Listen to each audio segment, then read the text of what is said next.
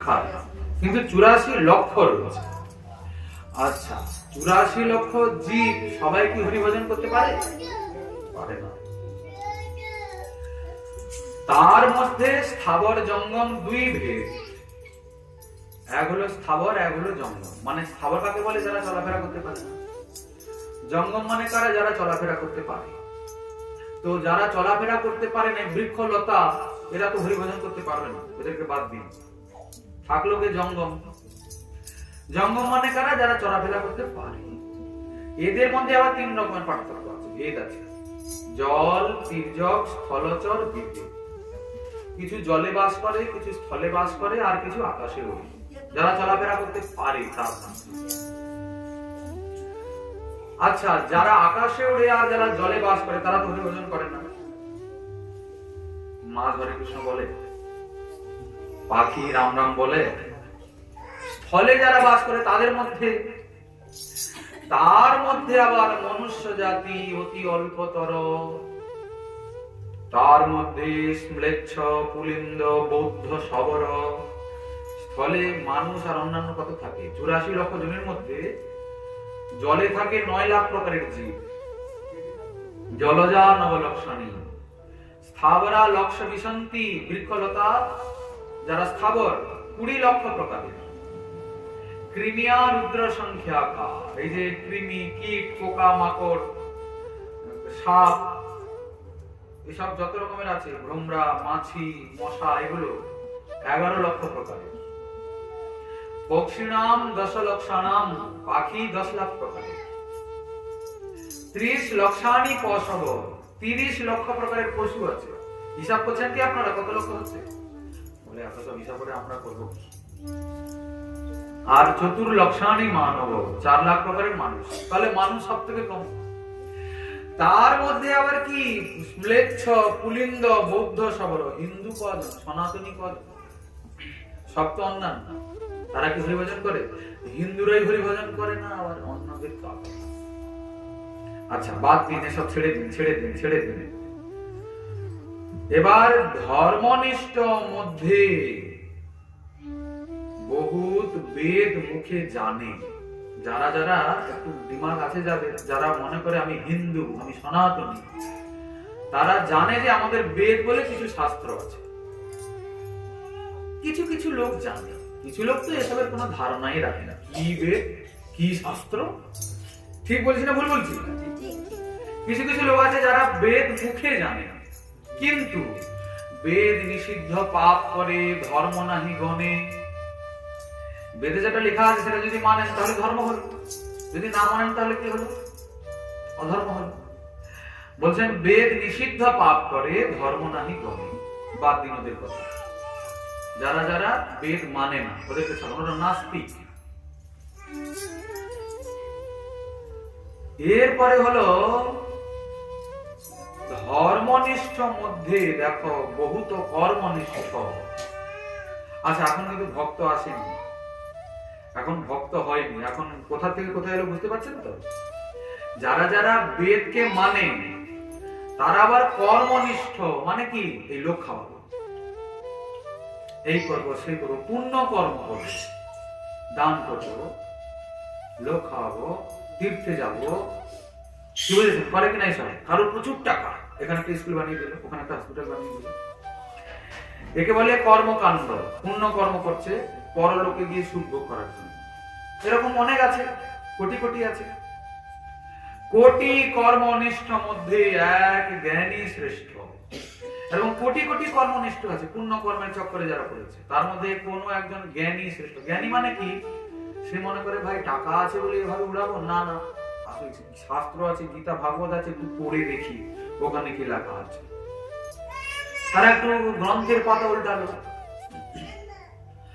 দেখলো কি, ও বাবা, আসল জিনিস তো অন্য জায়গায়। জ্ঞান নাও, জ্ঞান নাও, জ্ঞান অর্জন করো, দিলে তো গিয়ে তুমি ব্রহ্মে বিলীন হয়ে যাবে। কোটি কর্মনিষ্ঠ মধ্যে এক জ্ঞানী শ্রেষ্ঠ। কোটি জ্ঞানী মধ্যে হয় একজন মুক্ত। এরকম কোটি কোটি জ্ঞানী লোক আছে, কোটি কোটি লোক জ্ঞান অর্জন করছে, জ্ঞানের সাধনা করছে। তার মধ্যে কোনো একজন ভাগ্যবান মুক্তি হওয়ার অধিকার লাভ করে। আচ্ছা দেখুন, জ্ঞানীদের কিন্তু মুক্তি হয়ে যাচ্ছে, ভক্তি এখনো আসেনি, কিন্তু মুক্তি হয়ে গেল ভক্তি হওয়ার আগে। বুঝতে পারছেন তো? বলে তাহলে ভক্তি করে লাভ কি? ভক্তি করার আগে যদি মুক্তি হয়ে গেল, তবে হ্যাঁ, মুক্তি আবার সাধে হয়নি, কেবল জ্ঞানে। ভক্তি বিনা কেবল জ্ঞানে মুক্তি নাহি হয়। আচ্ছা, চিৎকার মাঝে একটু বন্ধ হবে কি?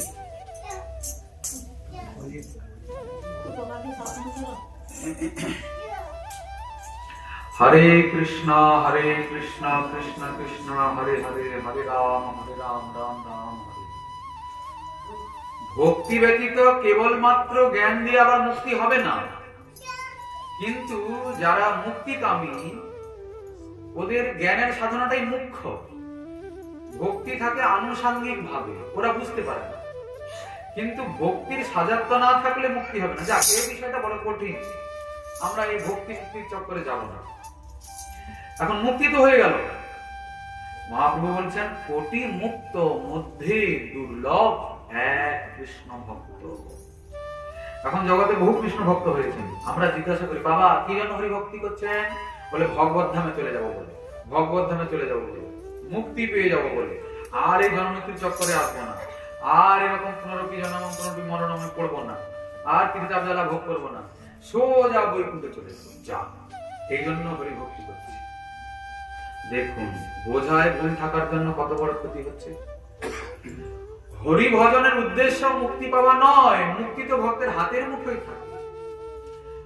আগে হয় মুক্তি, তবে সর্ববন্ধনাশ, তবে সে হইতে পারে শ্রীকৃষ্ণের দাস। দাস মানে তো ভক্ত। তাহলে ভক্ত হওয়া কত কঠিন। আগে মুক্তি হবে, মুক্তি হওয়া মানে সর্ববন্ধন নাশ হলো, সমস্ত বন্ধন নাশ হলো, তারপরে কৃষ্ণের দাস হবে।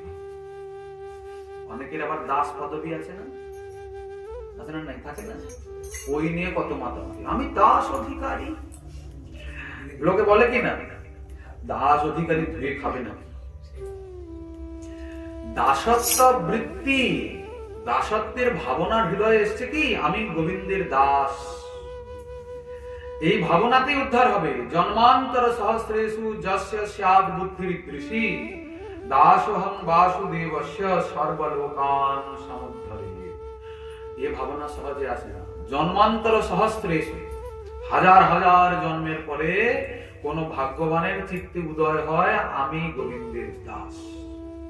না হলে ও প্রতি জন্মে আপনার দাস দাস অধিকারী খুব হোক না, ডবল ডবল দাস লাগান না, ওভাবে হয় না। কোটি কোটি জন্মের পরে, কোটি কোটি জন্মের সাধনার স্বীকৃতির পরে আমি গোবিন্দের দাস, এই ভাবনাটা হৃদয়ে আসে, তখন সর্বলোকান সমুদ্ধরে। কোটি মুক্ত মধ্যে, কোটি কোটি লোকের মুক্তি হয়ে গেল, দুর্লভ, কোটি কোটি মুক্ত মধ্যে দুর্লভ এক কৃষ্ণ ভক্ত। এই দেখুন, ভক্ত সাজা একটা আলাদা জিনিস, ভক্ত হওয়া একটা আলাদা। কি বলেছেন? ভক্তি কাকে বলে? ভজ ইত্যেষ বৈ ধাতুং সেবায়াং পরিকীর্তিত। ভজ ধাতুর সঙ্গে ৩ প্রত্যয় যোগ করলে ভক্তি শব্দ নিষ্পন্ন হয়। ভজ ধাতুর অর্থ কি? সেবা। ভক্তরা সেবা করেন কতটা? বলে দূর সময় পায় না, হরি কথা শোনার সময় হয় না, আর সেবা করার কথা কি বলো? সেবা করতে হলে তো সেবা হতে হবে কি?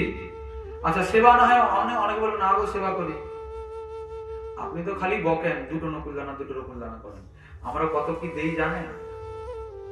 হ্যাঁ, কোথায় দেখে এসছেন 2টো নকুল দানা দিয়েছে, সেটা নিয়ে সবাইকে কথা শোনা।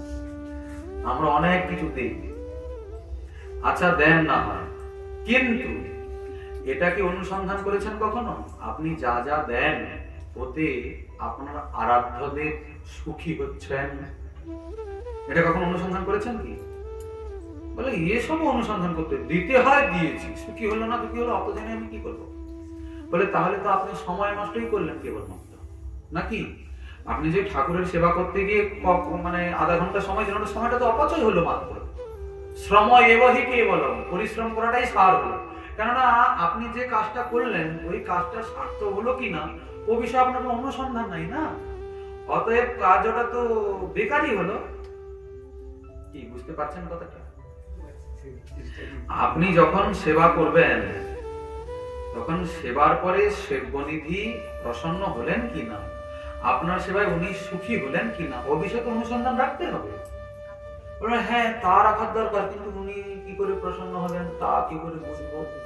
বলে সেটা আগে বুঝুন, তারপরে সেবা করবেন। সেটা বুঝতে হয় এই সাধু সঙ্গে। নিজের ইচ্ছে বোঝা যায় না। ভক্তের কাছে গিয়ে ভক্ত বুঝিয়ে দেবেন ভক্তি কি করে করতে হয়, ভগবান কি করে প্রসন্ন হন। কি ভক্তের কৃপা না হলে ভক্ত হওয়া যায় কি? ভগবান কাউকে ভক্ত বানায় না মশাই। দেখেছেন ভগবান কাউকে এসে প্রবচন করতে, হরিনাম করো, কখনো ভগবান এসে বলেছেন কাউকে? ভক্ত বলেন। কেন? ভক্ত জানেন হরিনামের মহিমা কি। ভগবানও বলতে পারবেন না আমার নামের কত মহিমা, কেন নামের এতই মহিমা। ভক্তের করুণা চাই, ভক্ত হতে হবে যথার্থ। একটু করুন, অল্প করুন, একটুই করুন, তবে জেনে বুঝে ঠিক ঠিক করুন। একসঙ্গে সারা দুনিয়াকে টেনে নিয়ে আর একদম খিচুড়ি করলে হবে। কি বুঝেছেন? এই আমরা বাইরে অনেক কিছু সেজে নিয়েছি, সাজা সাজি পরের কথা, আগে বুঝবো, বহুদিন ধরে বুঝবো। সময় নিন, হাতে সময় রাখুন, কোনো অসুবিধা নেই, কোনো চাপ নেই, কোনো ঝঞ্ঝট নেই, কোনো মারপিট নেই, কিচ্ছু নেই। কেবলমাত্র আপনি আগে শরণাগত হয়ে যান ভক্ত ভগবানের চরণে, গুরু বৈষ্ণবের চরণে, বাস ছেড়ে দিন ওনার উপরে সবকিছু। সময় হলে উনি কৃপা করে সব বুঝিয়ে নেবেন।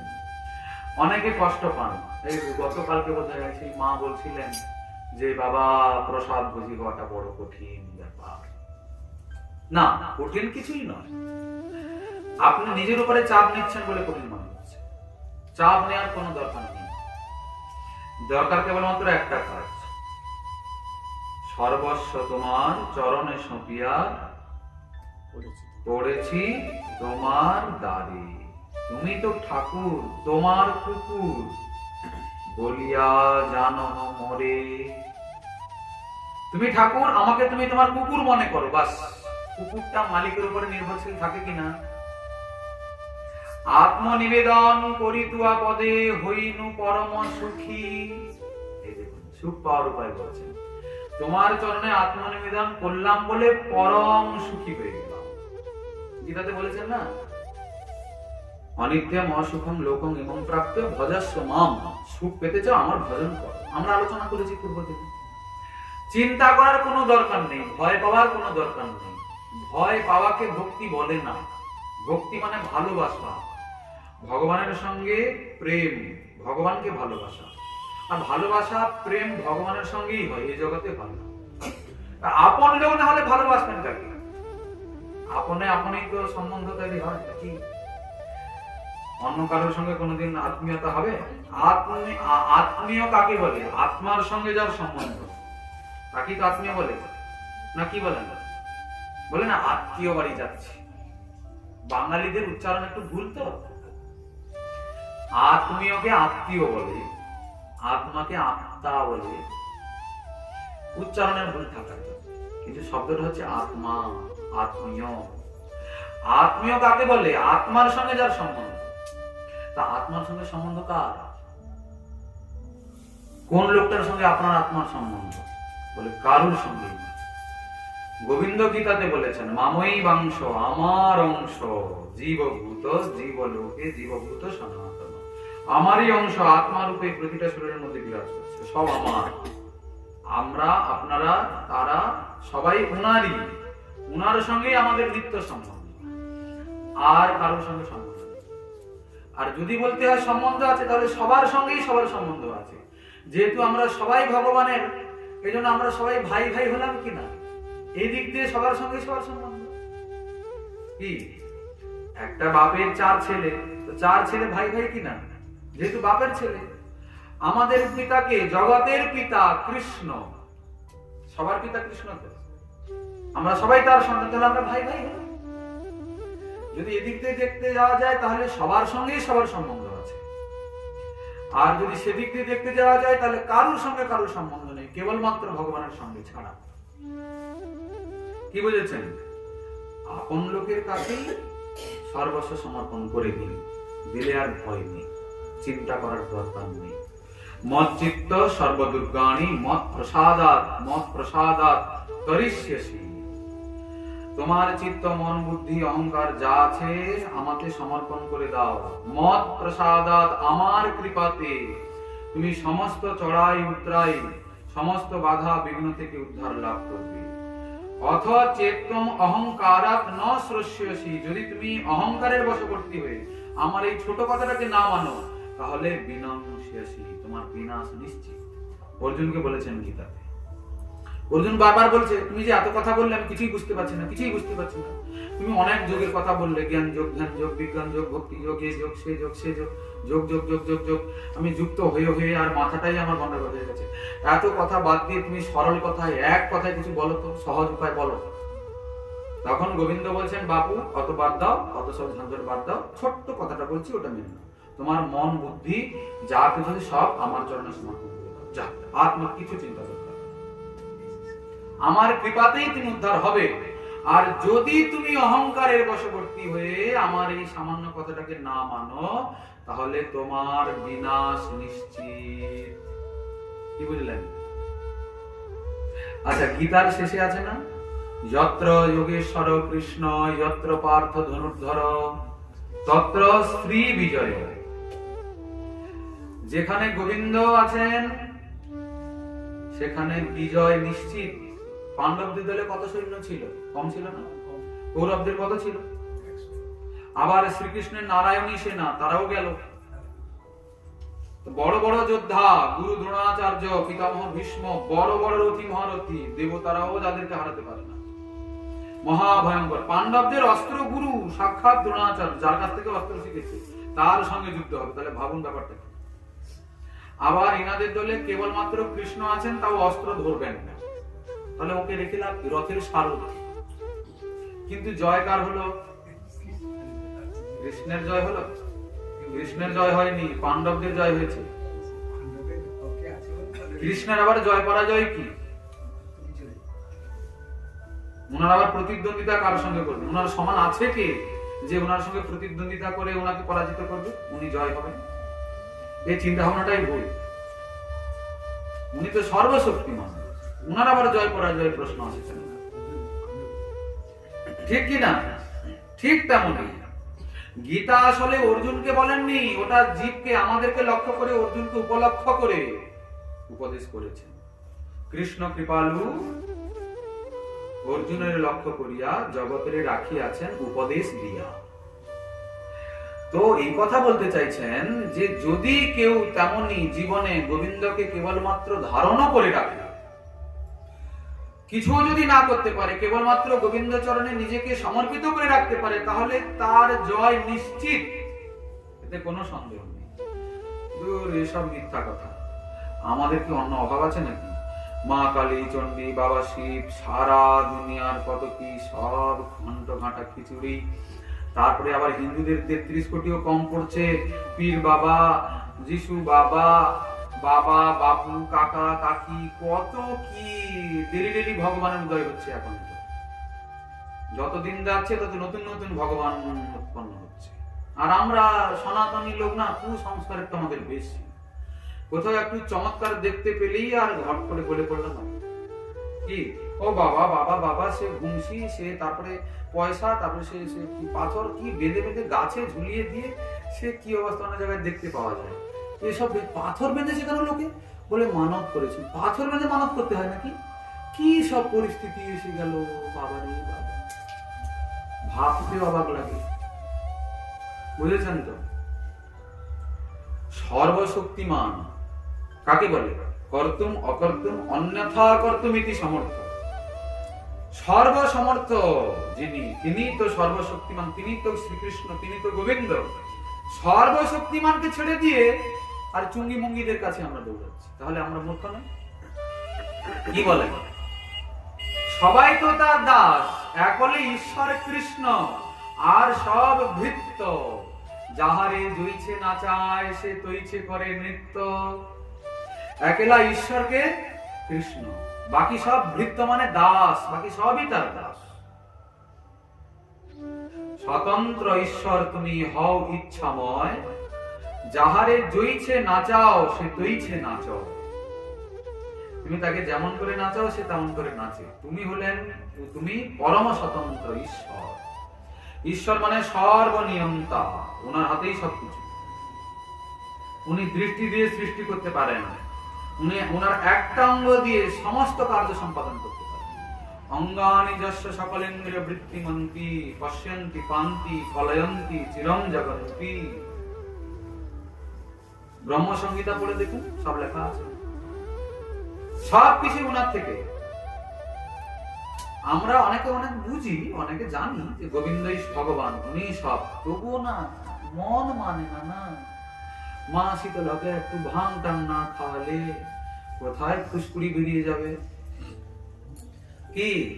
তারপরে মা মনসাকে তো শনি মঙ্গলবার, আবার তারপরে একটু কোন সাপের লেজ দেখে ফেললেই, সাপের খোলস দেখলেই আর দুধ কলা তো ঢেলে দিতেই হয়, নাহলে কোথায় ফোঁস করবে। কি বলেন, কত ভয়, কত কিছু নিয়ে বাস করতে হয় বলুন তো। আপনি কি বুঝবেন মশাই, আপনি তো টাক মাথা, আপনার তো সংসার বলতে কিছু নেই, আপনি জানবেন কি ভাবা ঘুরে। হ্যাঁ, বাম বলে চণ্ডী চরণ, আমরা বাবু আমাদের সব ছেলেপুলে নিয়ে থাকতে হয়। কি বলেন, ওই মঙ্গল অমঙ্গল বিচার বিশ্লেষণ করতে হয়। আপনি বোঝেন না, আপনি চুপ করুন। হ্যাঁ, আমাদের করতে দিন, তা করুন, ভালো কথা। কিন্তু গীতাতে আছে, গোবিন্দ বলেছেন যে তুমি যাকে যাই চাও না কেন, আমার ইচ্ছা না হলে কেউ তোমাকে কিছুই প্রদান করতে পারবে না। আছে না নাই? আবার তুমি যে দেবতারই আরাধনা করো না কেন, আসলে আরাধনা আমারই করা হচ্ছে। সবার মধ্যে আমি থাকি, আমার থেকেই সবই প্রবর্তিত হয়েছে, এই জন্য আসলে আরাধনা আমারই হচ্ছে। কিন্তু যজন্তি অবিধিপূর্বকম, তোমার যে যাজনা এটা বিধিপূর্বক নয়, এটা বিধিবিধান পূর্ণ হলো না, এই জন্য তুমি যে ওই দেবী পূজা করলে ওটা ব্যর্থ পাবে, ধন সম্পত্তি পাবে, আমাকে পাবে না। বুঝতে পারলেন না কথাটা? লোক বলে কেন দেবী দেবতার পূজা তো আমরা করলে কি হয়েছে, আমরা দেবী দেবতার কাছে কিছু চাইছি না, আমরা দেবী দেবতার কাছে গোবিন্দকে চেয়ে নিচ্ছি। অনেক বৈষ্ণবরা বলে মা কালীর প্রতি একটা নিষ্ঠা আছে না, ছাড়তে পারা যাচ্ছে না, এই জন্য এইসব বিভিন্ন রকমের কথাবার্তার অজুহাত দেখাচ্ছে। মা কালীকে তো গোবিন্দের প্রসাদ ভোগ লাগাই দিয়ে আমরা পাই, এতে অসুবিধা কি? মহাপ্রসাদ হলো। মা কালীকে বলি, মা গো আমাকে গোবিন্দের চরণটা পাইয়ে দাও। আচ্ছা, আপনি না হয় ভ্রান্ত ধারণা নিয়ে আছেন, কিন্তু ওখানে স্বয়ং ভগবতী লক্ষ্মী পর্যন্ত গোবিন্দকে পেতে পারলেন না, রাসলীলায় অংশগ্রহণ করতে পারলেন না, তার আগে এই তুচ্ছ দেবী দেবতা কিসের কথা? আচ্ছা, এসব কথা বলে আমরা কোনো দেবী দেবতার কোনো অবমাননা করছি না, কারোর প্রতি অশ্রদ্ধাও করছি না, আমরা সিদ্ধান্তটা বলছি। বুঝতে পারছেন তো? ভাগবত বলছেন যথা তরণমূল নিষেচনেন তৃপ্যন্তি তৎস্কন্দ ভুজ প্রশাখা। বৃক্ষের গোড়ায় জল ঢাললে পুরো বৃক্ষ আপনি আপ পুষ্ট হয়ে যায়। পাতায় পাতায় জল ঢালতে হয় কি? আপনারা ঢালেন নাকি? গোড়ায় জল ঢালে তো পুরো গাছ আপনি পুষ্ট হয়। তেমনি সর্বদেব মূল তুমি, সবার ঈশ্বর, অজ ভব আদি সব তোমার কিঙ্কর। হে গোবিন্দ, তুমি সমস্ত সবকিছুর মূল। অজ ভব, ব্রহ্মা শিবাদি যত বড় বড় নেতা আছে, দেবদেব মহাদেব যত দেবতারও দেবতা আছে, তারা সব তোমার কিঙ্কর। কিঙ্কর মানে দাস। আমরা করছি কি জানেন মশাই? চৈতন্য ভাগবতে আছে, মূলটাকে কেটে দিয়ে গাছে জল ঢালছি। আচ্ছা, তাহলে লাভ আছে কিছু? যদি গাছের গোড়াটাকে কেটে দিয়ে জল ঢালা হয়, তাহলে জল ঢালার কিছু লাভ আছে? আপনারাই বলুন। নাই না? বলে এটা এখানে মূল কাটা কি হলো? বলে আর বাবা, যদি কাউকে না ভজো, কেবলমাত্র গোবিন্দকে ভজো, তাহলে সব হয়ে যাবে আপনি। কিন্তু সবাইকে ভজছো যদি গোবিন্দকে না ভজো, তাহলে ওই গাছের মূল কেটে জল ঢালার মতোই অবস্থা হবে। ও জল ঢালতে ঢালতে কোমরই ভাঙবে, কিন্তু লাভ কিছু হবে না, গা ধরম আরো শুকিয়ে মরবে। মূল কেটে দিয়েছে, জল ঢালে লাভ কি? কি আমরা সবাইকে ভজি, সবার তিথি পালন করি, শীতলার দিনে শীতলা, মনসার দিনে মনসা, বরং ওদেরকে বেশি। ওই সব পূজায় যে আমাদের যে রকমের নিয়ম শ্রদ্ধা দেখা যায়, সে আর কি বলবো, বলিহারি যায়। এখানে অনেকে আসছে, এখানে মাথা যে ঠুকতে হয় ও ধারণাটাও নাই। এখানে কেউ হরি কথা হচ্ছে না, এখানে তো এখন মনসা মঙ্গল ভক্ত বাবা গলায় গামছা টামছা দিয়ে একবারে এসে বসে যাবে, সে জয় জয় মা মনসা, সে কি সব শুরু হবে। হ্যাঁ, এ বাবারে মা মনসা, এ বাবারে মা শীতলা, এ বাবারে সিঁদুর টিঁদুর লাগিয়ে নিয়ে সে কত কাণ্ড করবে। কিন্তু হরি ভজনে ঠিক না ভুল বলছি? ঘরে যেখানে যেখানে গোবিন্দের ফটো রয়েছে সেখানে তুলসী পড়ে কিনা সন্দেহ আছে। টকটকে লাল জবা ফুলটা তুলে নিয়ে আগে ছিন্ন নমস্কার মাথায় দিয়ে দিতে। হ্যাঁ, বলছেন আচ্ছা আমি তো কৃষ্ণ ভক্তি করি, আমি কৃষ্ণেরই ভক্তি করি জানেন, তাই দেবী দেবতাদের যদি একটু ফুল জল দেই ওতে ক্ষতি কি? এটা কি কোনো খারাপ নাকি? কোনো খারাপ না।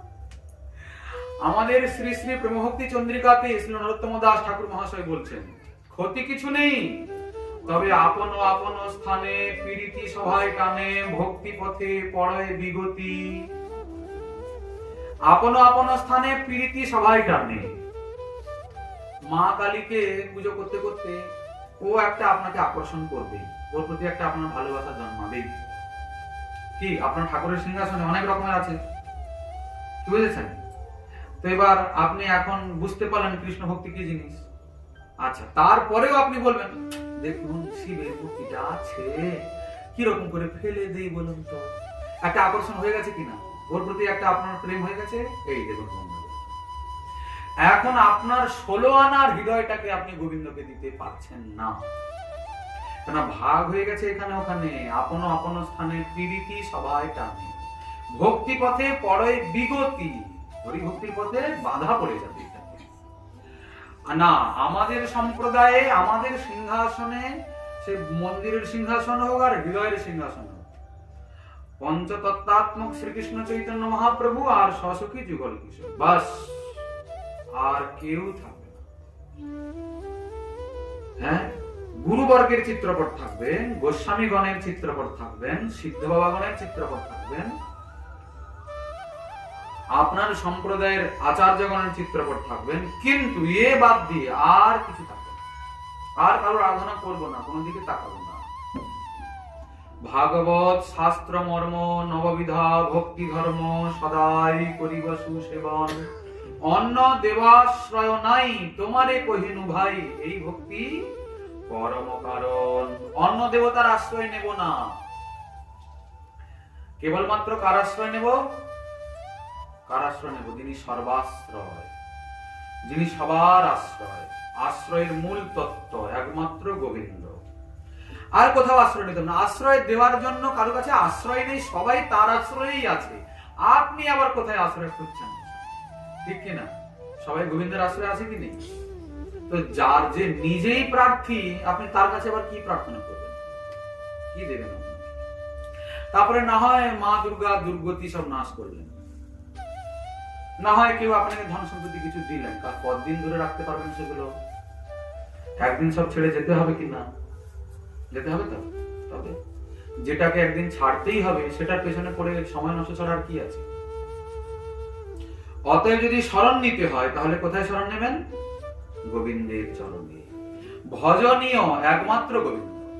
ভক্তি কেবলমাত্র কৃষ্ণেরই হয়, অন্য কারোর হয় না। অন্য কারোর শ্রদ্ধা হয়, সেবা হয়, কথা বুঝতে পারলেন না কথাটা? যেমন ধরুন নতুন বউ এসছে বাড়িতে, বাড়িতে শাশুড়ি আছে, শ্বশুর আছে, দেওর আছে, আরো সব যারা যারা থাকে। আচ্ছা, সে কি দেওরকে দেখে এসছে না শ্বশুর শাশুড়িকে দেখে এসছে? স্বামীকে দেখে এসছে। আচ্ছা, এখন স্বামীকে নিয়ে থাকুক, শাশুড়িকে লাথি মেরে ঘর থেকে বের করুক। এসব কি করা হয়? করে কেউ? কি করে? যে যেই রকম তাকে ঠিক সেই রকমই সেবা, যার সেবা করার দরকার তাকে সেবা করে, যাকে ভালোবাসার দরকার তাকে ভালোবাসে, যাকে স্নেহ করার দরকার তাকে এরকম করে। তো কিন্তু ভালোবাসে কাকে, অন্তরটা কাকে দিয়েছে, এখানে কার জায়গা? এখানে শাশুড়িও নেই, শ্বশুরও নেই, কেউই নেই, এখানে কেবলমাত্র তার প্রতিদেব, যার চরণে সে নিজেকে নিবেদন করেছে। ঠিক তো?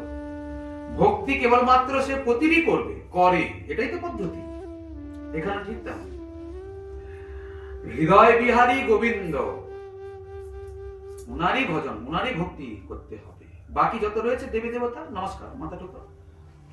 রাস্তায় যাচ্ছেন, দেখতে পেয়েছেন মা কালীর মন্দির, মা গো দণ্ডবোধ, তোমার কাছ থেকে কিছু চাই না, দরকার নেই, তোমার সেবা করতে পারবো না, কিছু মনে করবেন না, থাকো তোমার মতো, মা কিছু মনে করবেন না। কিন্তু হ্যাঁ, গোবিন্দ ভজনে যদি গড়বড় থাকে তাহলে সবাই দণ্ড দেওয়ার জন্য রেডি থাকবে, এটাও চিন্তা রাখতে হবে। কৃষ্ণের ভজন ভজনের মতন হওয়া চাই। কিরকম ভজন? সর্বপ্রথম এই যে বললাম, আত্মসমর্পণ, বাস। তারপরে আগে কি করতে হবে উনি জানেন, উনি কৃপা করে রাস্তা দেখাবেন। সেরকম সৎ সাধু পাঠিয়ে দেবেন, সৎ গুরু করিয়ে দেবেন, তবে কি আস্তে আস্তে করে আপনি এগিয়ে যাবেন। না হলে যদি আপনার অন্তরে গড়বড় থাকে হরি ভক্তি নিয়ে, তাহলে সেরকম সাধু মিলবে, সেরকম গুরু মিলবে। লোভী গুরু লালচি চেলা, নরক মে করে ঠেলাম ঠেলা। গুরু যেমন লোভী, শিষ্য তেমনই লোভী ঢুকবে, বুঝেছেন? চাই চাই পাই পাই পাই পাই করবে, গুরু গেল ওদিকে আর শিষ্যকে টেনে নিয়ে গেল ওদিকে, এটাই হবে। যদি হৃদয়ে সদ্ভাবনা থাকে, সৎ গুরু মিলবে, সৎ পথ মিলবে। অন্যথা অন্তর্যামী হয়ে উনি সবই দেখছেন, সবই নোট করছেন, কি কি চিন্তা আপনি করছেন, সেরকম কর্মফলের অনুসারে মিলে যাবে। সাবধান। এত দুনিয়ার চক্করে পড়ার দরকার নেই, কেবলমাত্র কৃষ্ণ ভজন করুন। কি আমাদের আচার্য মহাজনগণ অন্য কারুর ভজন দিয়ে যাননি, মহাপ্রভু অন্য কারুর কথা বলেননি।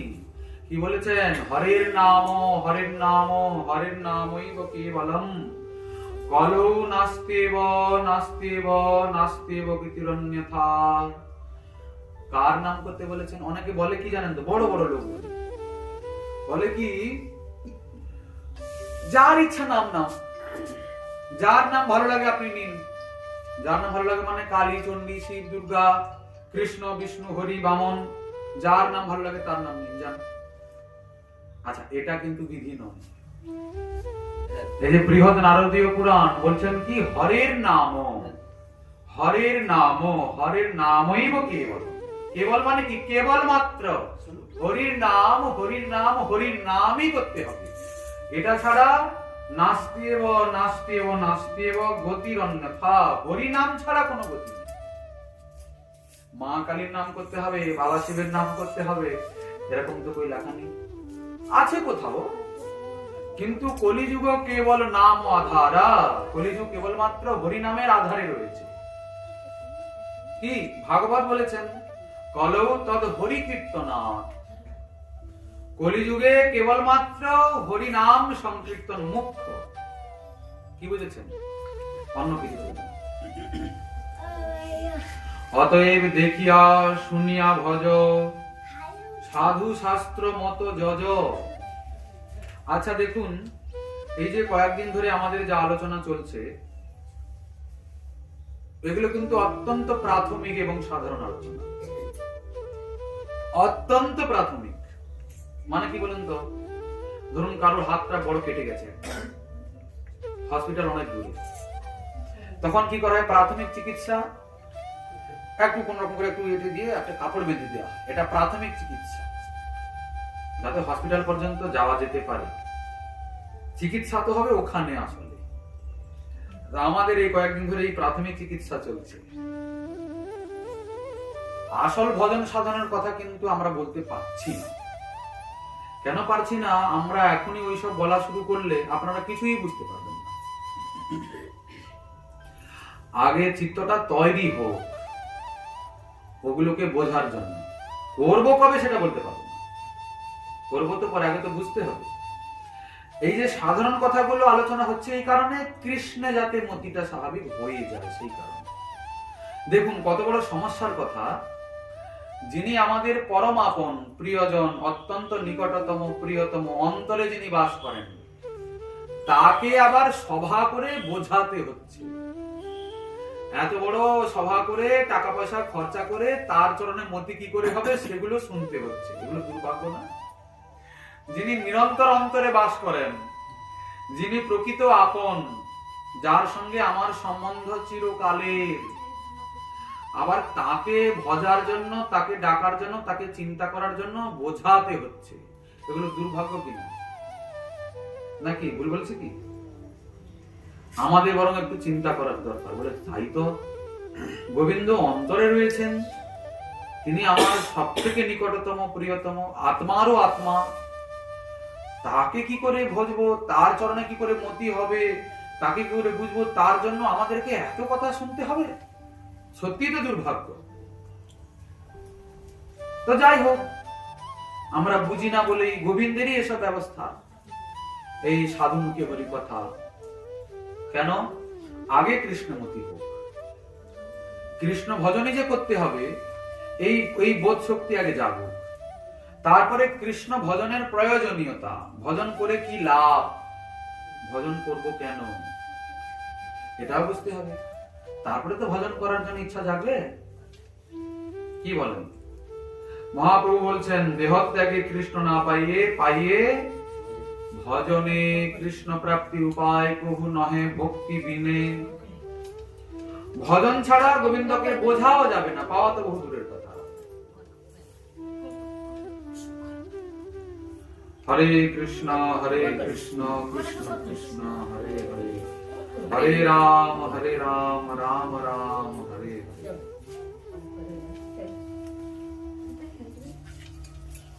খুব ঠান্ডা পড়েছে? ঠান্ডা পড়েনি? আর কম কোথায়? কটা বাজছে এখন? খুব ঠান্ডা পড়ে যাচ্ছে। হ্যাঁ, কম আছে? তাহলে আপনারা পালাচ্ছেন কি দেখছি? ও বাচ্চা ঘুমাচ্ছে। হ্যাঁ, দেখুন, আমরা প্রথম দিন বলেছিলাম না যে খুচরো পয়সাকে আনবেন না।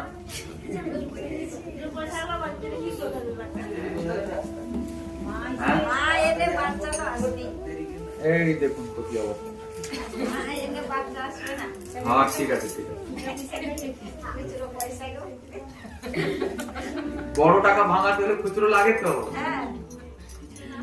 ঠিক আছে, ভালো ভালো, খুব ভালো। তবে একটা কথা মাথায় রাখবেন, সময় চলিয়া যায় নদীর স্রোতের প্রায়।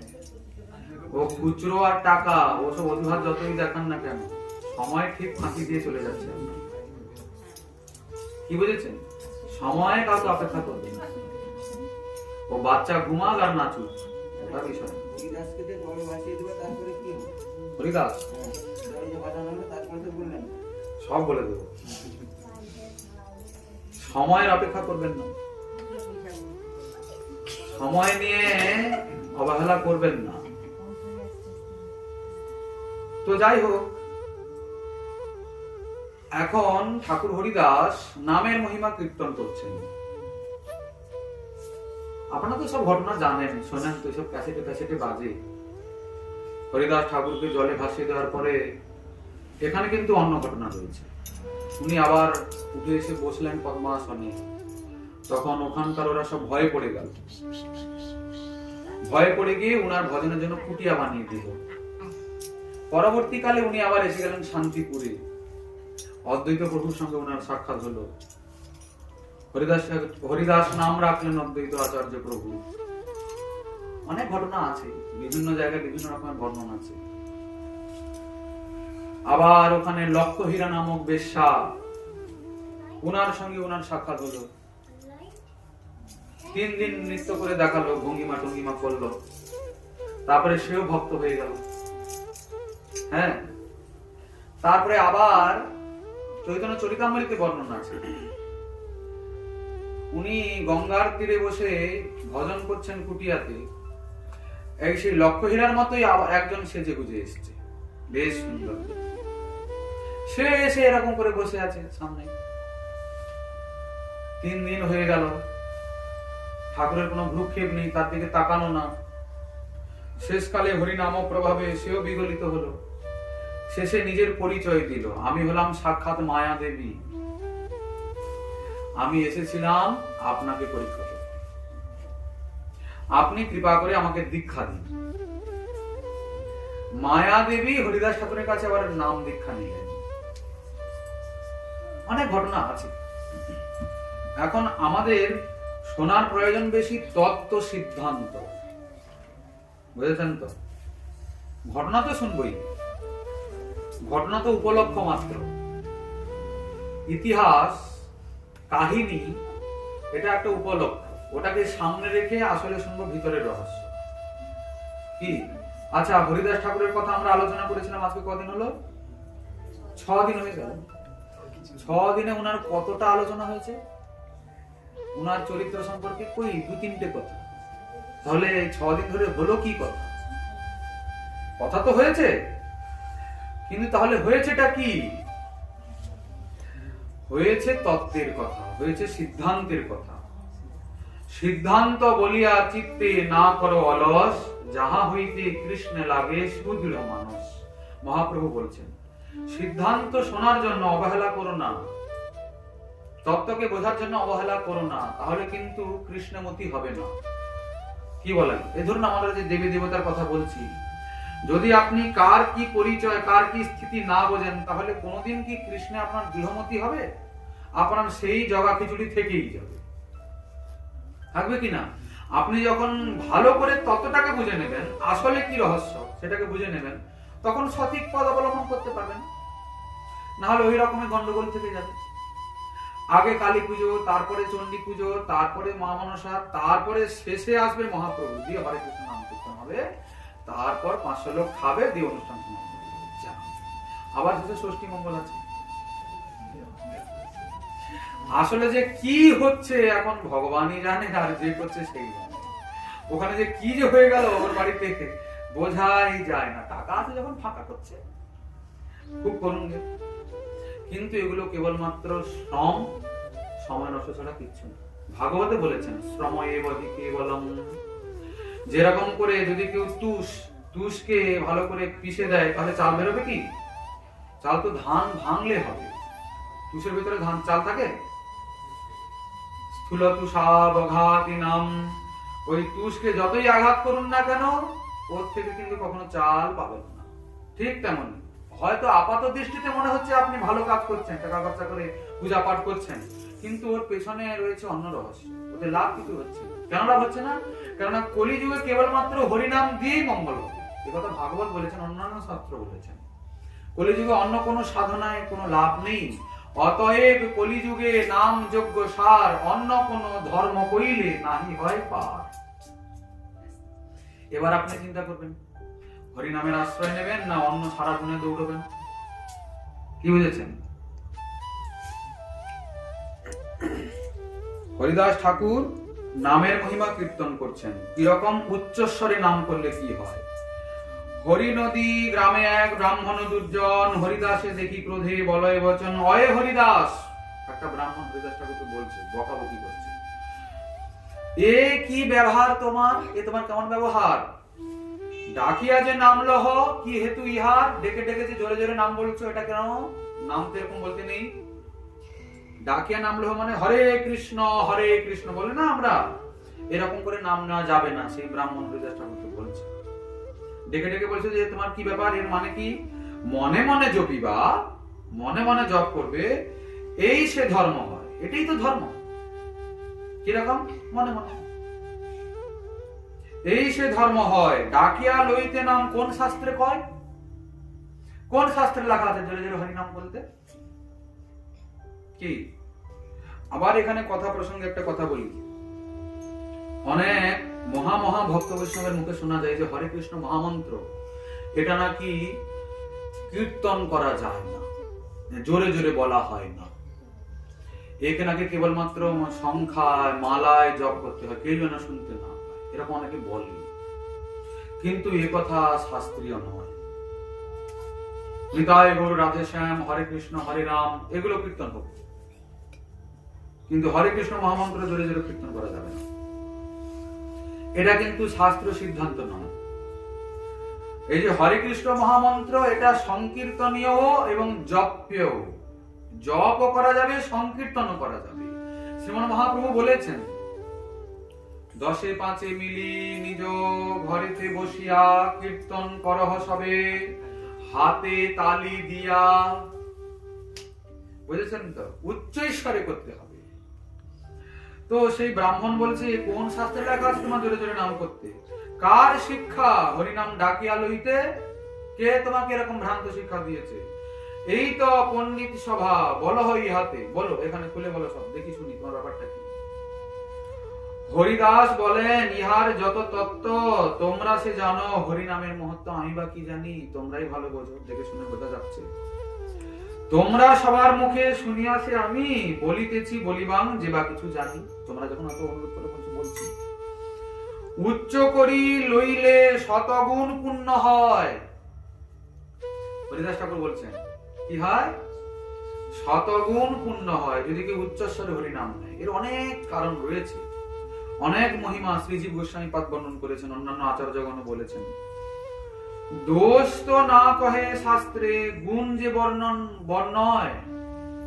দোষ তো জোরে জোরে উচ্চারণ করলে দোষ কোন শাস্ত্রে লেখা নেই। সব শাস্ত্রেই জোরে জোরে নাম করার মহিমা বলা আছে। এই যে উচ্চই শতগুণং ভবে দিতি, উচ্চস্বরে হরিনাম করলে শতগুণ ফল প্রাপ্তি হয়। বিপ্র বলে, উচ্চ নাম করিলে উচ্চার, শতগুণ পুণ্য ফল হয়। কি হেতু ইহার? হরিদাস বলেন, শুনুন শুনুন শুনুন মহাশয়, যে তত্ত্ব ইহার বেদে ভাগবতে কয়। আমি বলছি না, বেদ শাস্ত্র উপনিষদ পুরাণ ভাগবত বলছে এই কথা। জন্নাম গৃণান অখিলান শ্রোত্রী নাম নামে বচ, সদ্য পুনাতি কিং ভূয়স্তস্য স্পৃষ্ট সদা পদা পদাহিতে। যিনি আপনার নাম কীর্তন করেন, তিনি নিজেকে ও সেই সঙ্গে সেই কীর্তন শ্রবণকারীকেও পবিত্র করেন। ধরুন আমরা নাম কীর্তন করছি, তো আপনারা অনেকে মুখ বন্ধ করে রেখেছেন, তো বলছেন যে যারা কীর্তন করছেন আর যারা শুনছেন দুজনেই পবিত্র হয়ে যান। যদি নাও বলে, যদি কানে ঢোকে কেবলমাত্র শব্দটা, তাহলে সেও পবিত্র হয়ে যায়। সর্বশাস্ত্র স্ফুরে হরিদাসের শ্রীমুখে, লাগিলা করিতে ব্যাখ্যা কৃষ্ণানন্দ সুখে। আচ্ছা, খালি কি এই কারণ, অন্য কোনো কারণ আছে কি? বলে হ্যাঁ, কারণ আছে। পশু পক্ষী কীট আদি বলিতে না পারে, শুনিলেই হরিনাম তারা সব তরে। আপনি যখন জপ করবেন, আপনার নিজের মঙ্গল হোক, তাই কি না? কিন্তু যখন জোরে জোরে বলবেন, আপনার সঙ্গে সঙ্গে ওই শব্দ যার যার কানে যাচ্ছে, যেখানে সেখানে প্রতিফলিত হচ্ছে, তারা তাদের মঙ্গল হয়ে যাচ্ছে। জপিলে সে কৃষ্ণ নাম আপনে তরে, জপ করলে নিজে নিজে উদ্ধার হয়। আর উচ্চ সংকীর্তনে পর উপকার করে। যখন উচ্চ করে সংকীর্তন করবে, তখন অন্যের উপকার হবে। অতএব উচ্চ করি কীর্তন করিলে শতগুণ ফল হয়, সর্বশাস্ত্রে বলে। অতএব উচ্চ করে সংকীর্তন করলে তার ফল কত হয়? শতগুণ ফল। তো সবাই বলুন দেখি উচ্চ করে, বলুন না, বলুন হরে কৃষ্ণ মহামন্ত্র বলুন। এটা উচ্চ করে হলো না,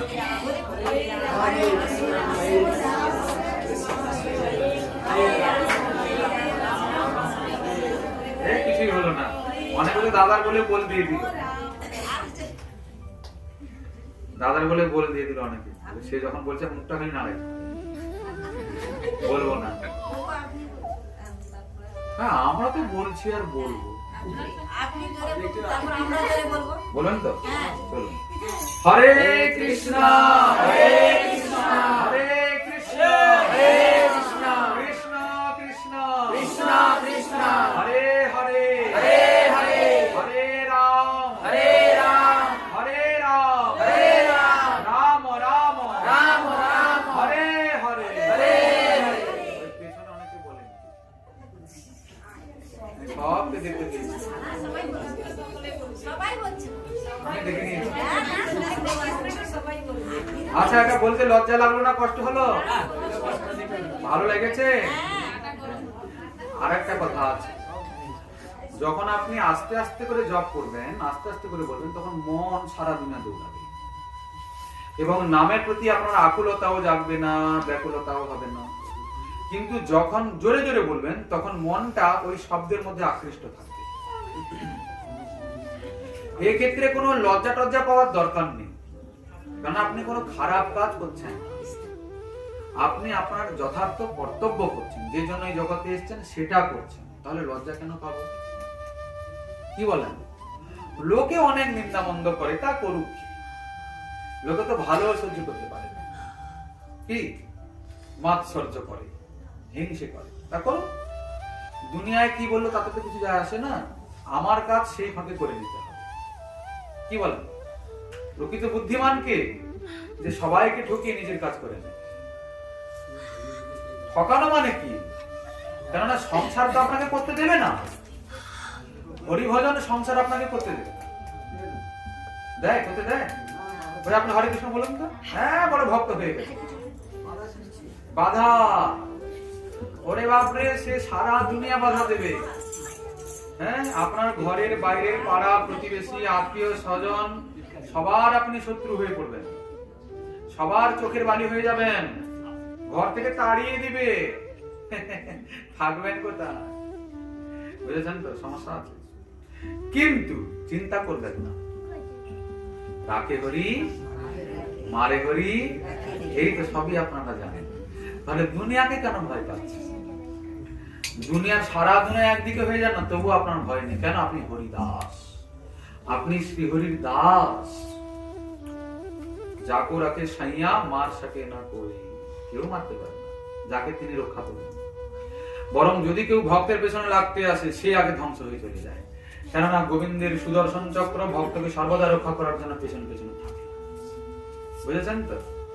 কেন বাবা ভক্তের পেছনে লাগতে লেগে আর তাড়াতাড়ি করে পৃথিবী ছাড়া হবেন? যে যা করছে করুক না, আপনার ভালো লাগে না করবেন না, কি না? যদি আপনার ভালো না লাগে হরিনাম করতে, ভক্তি করতে, করবেন না, কে ঘাড় ধরে করাতে এসছে নাকি? কিন্তু যদি কেউ করছে তাকে বাধা দেবেন না, কেননা শাস্ত্রে আছে যে করছে, এই ধরুন এখানে হরি কথা হচ্ছে, তো এনারা আয়োজন করেছেন, ওনারা একটা ফল পাবেন, হরি কথার আয়োজন করেছে, এর তো একটা ভালো ফল আছেই, গোবিন্দ প্রসন্ন হচ্ছেন। যারা পাঠ করতে এসছেন, কীর্তন করতে এসছেন, তারা তো একটা ফল পাবে, যারা শুনতে এসছেন তারাও পাবে। আচ্ছা, কিন্তু অনেকে আছে যারা আসতে পারে না, কিন্তু তারা ঘরে বসে চিন্তা করছে যে ওখানে যে হরি কথা হচ্ছে না, ভালো হচ্ছে, ও হরি কথা হওয়ার দরকার আছে, আমার সংসার জন্য যেতে পারিনি, হচ্ছে ভালো। আচ্ছা, এর ফলে কি লাভ হবে? বলছে যারা বসে শুনলো, যারা বললো, যারা আয়োজন করলো, তারা যে ফল পাবে ঠিক ততটাই ফল ও ব্যক্তি না এসেও কেবলমাত্র অনুমোদন করে ফল পেয়ে যাবে ঘরে বসে। তাহলে লাভ আছে কিনা? কিন্তু যদি কেউ বলে সব ভণ্ডামি আরম্ভ করেছে শীতের দিনে, এখন সন্ধ্যাবেলা একটু চুপচাপ করে ঘরে বসে মশলা মুড়ি খেতাম, আর সন্ধ্যায় সব বদমাশি আরম্ভ করেছে, বদমাশ গুলো সব রসাত হলে যাবে, এই সব যারা বলবে, ওদের দুর্গতির আর শেষ নেই।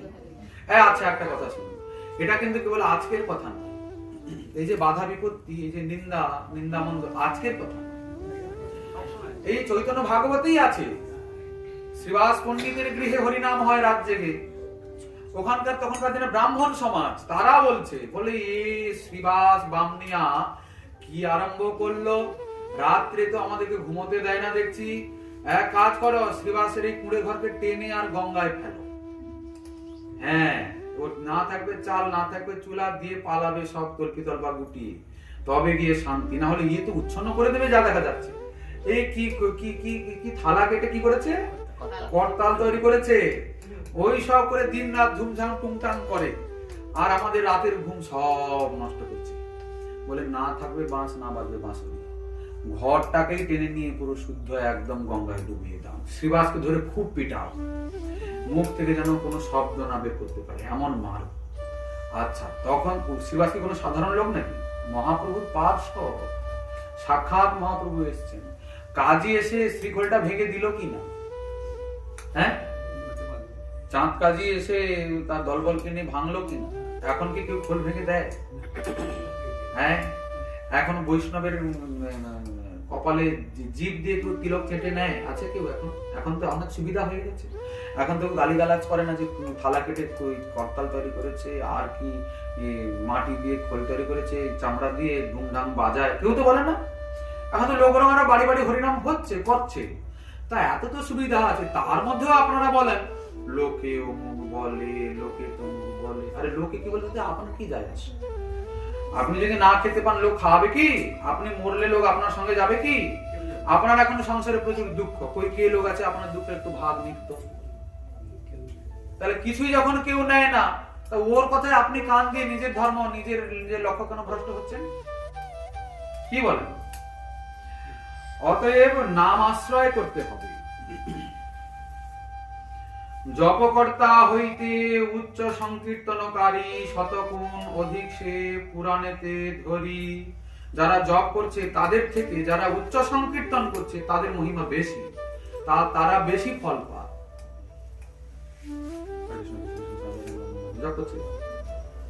কিন্তু যারা সংকীর্তন করছে সব ভক্তদেরকে নিয়ে, ওরা তার থেকে বেশি ফল পায়। ভগবানের করুণা তাদের প্রতি বেশি। কি বুঝেছেন? শুনো বিপ্র মন দিয়া ইহার কারণ, জপি আপনারে সবে করয়ে পোষণ। উচ্চ করি করিলে গোবিন্দ সংকীর্তন, জন্তু মাত্র শুনিয়াই পাইবে বিমোচন। উচ্চ করে সংকীর্তন করলে জীব জন্তু মোচন হয়ে যাবে, মঙ্গল হয়ে যাবে তাদের। তাহলে আপনি কত উপকার করছেন।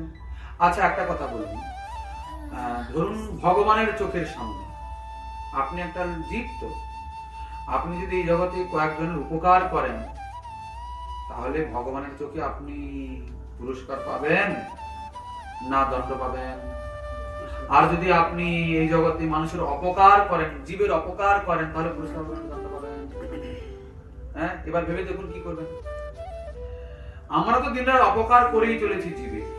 এই তো গতকালকে কি গেল 31 একাদশী, তো আমাদের সারা দুনিয়ার 31 মানে কি বলেন তো 31শে ডিসেম্বর। পয়লা বৈশাখ কবে আছে আমাদের মনে জানা থাকে না। 31শে ডিসেম্বর কি মাতামাতি, কত নিরীহ প্রাণীর যে গতকাল প্রাণ গেছে, তা ঠিক আছে কি বলেন? বানিয়ে বলছি নাকি? আমরা তো আসছি যাচ্ছি, রাস্তায় দেখতে পাচ্ছি। আমার তো রাত 12টা 1টা পর্যন্ত ঘুম ধরেনি গতকাল, এই চিৎকার চেঁচামেচিতে।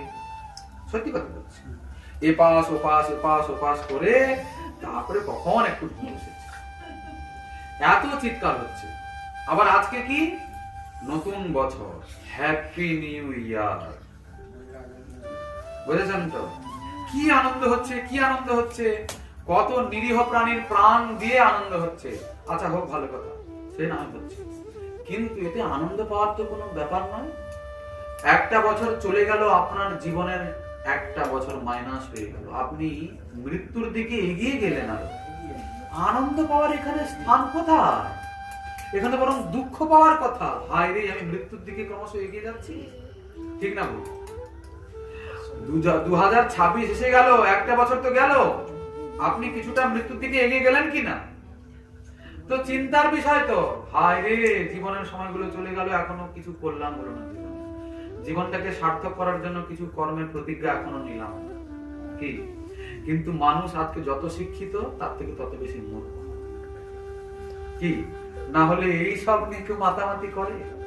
নতুন বছর এসেছে, ভালো কথা, ভগবানের চরণে যান, ঠাকুরের কাছে যান, বলুন ঠাকুর এই বছরটা তো আমার যেমন তেমন গেছে, দুঃখ সুখে, তোমার চরণে বছরের শুরুতেই প্রার্থনা এই বছরটা যেন আমার ভালো যায়, আমি যেন সৎ পথে থেকে সৎ কার্য করে সৎ উপায়ে জীবনযাপন করতে পারি। কি বলেন?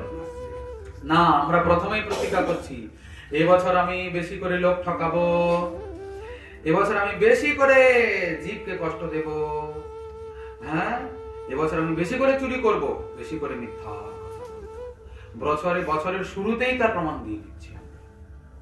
কি ঠিক না ভুল বলছি? আর সে তো এগুলো তো কমন জিনিস। এই বছরের প্রথম দিনে ভালো করে নিচ্ছে সবাই, সারা বছরটা ভালো চলে যাবে। ও গেলে তো ভালো। তো তাহলে যারা যারা জীবের অপকার করছে তারা কি করে ভগবানের পুরস্কারের পাত্র হবে? হবে কি? কিন্তু যদি কেউ উচ্চ করে হরিনাম গ্রহণ করছেন তাহলে বলছেন যে জীবের উপকার হচ্ছে, তো ভগবানের কৃপা পাত্রই হবে। জিহ্বা পাইয়াও নরবিনা সর্বপ্রাণী, না পারে বলিতে কৃষ্ণ নাম হেন ধ্বনি। জীব সবারই আছে কিন্তু সবাই হরিনাম বলতে পারে না। জীব নেই, পশু পাখির জীব নেই, সবার আছে কিন্তু হরিনাম বলতে পারে কি? কে পারে? কেবলমাত্র মানুষ। ব্যর্থ জন্মা ইহারা নিস্তরে যাহা হইতে, দেখি কোন দোষ সে কর্ম করিতে। কেহ আপনারে মাত্র করে পোষণ, কেহ বা পোষণ করে সহস্রে প্রজন। কেউ কেউ নিজে কেবলমাত্র খেয়ে বেঁচে আছে, আর কেউ নিজেও খাচ্ছে আর অপর কেউ খাওয়াচ্ছে। তাহলে কার মহিমা বেশি? যে নিজের সঙ্গে সঙ্গে অন্যেরও পোষণ করছে তার না?